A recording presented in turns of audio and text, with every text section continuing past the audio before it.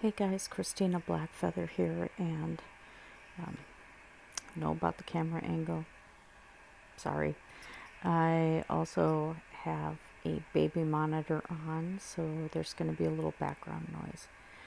I just wanted to say something about the Non-sequitor show and the drama that's going on about it. I just got done watching Tom Rabbit's upload of a conversation that had gone on prior to one of their shows, and Red's Rhetoric was mediating, and Kyle and Steve were trying to hash it out, and I actually side with Red's Rhetoric on this one. The whole issue here is that there was no contract written, and it still can be a matter of he said, she said. Now, from what I know, Steve can be extremely abrasive. My husband even blocked him because he just got into it with Steve. I never have, but I'm more even keel than most people are. But for a while I was Steve's patron. I stopped doing that because there was too much drama involved with it. And at that point, we had found out that my husband had MS and things were financially starting to fall apart. So that was the main reason I stopped being a patron to him and Nicole Dreams Dolls and some others. But the thing that appears to have happened is it's kind of like when you work for an employer and they decide that they don't like what you're doing, so they slowly start cutting your hours back further and further. And I think that's what was going on, what Kyle was doing to Steve, is trying to push him out. And because there was no written contract, it was an easy way to have that happen.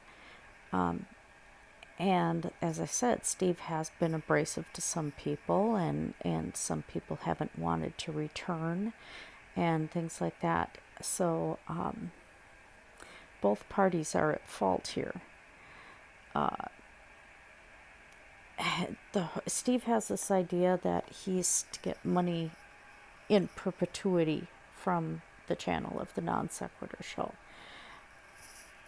And that's not the case unless there is an actual contract written down. And part of the issue with that too is YouTube is so fickle. Considering how much they have been cracking down and changing policies and changing all of these things, there is no guarantee that there would be a perpetuity on it.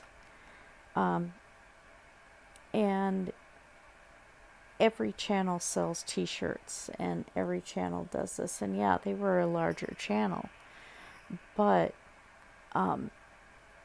there's no guarantee that there's going to be a huge amount of income from that either. I mean, there's channels like Logic who were much bigger, and that just it isn't there anymore because the funding's been cut from AdSense and stuff like that. So there's no guarantee there's going to be a perpetuity about it, and counting on having an inheritance and a way for somebody else to live off of your earnings on YouTube, that's not a good business plan. It really isn't. There needs to be a better source of income at that point.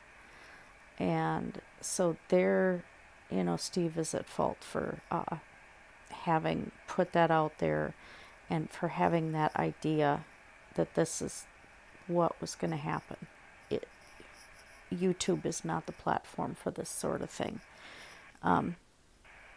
So Steve's going to survive just fine on his own channel.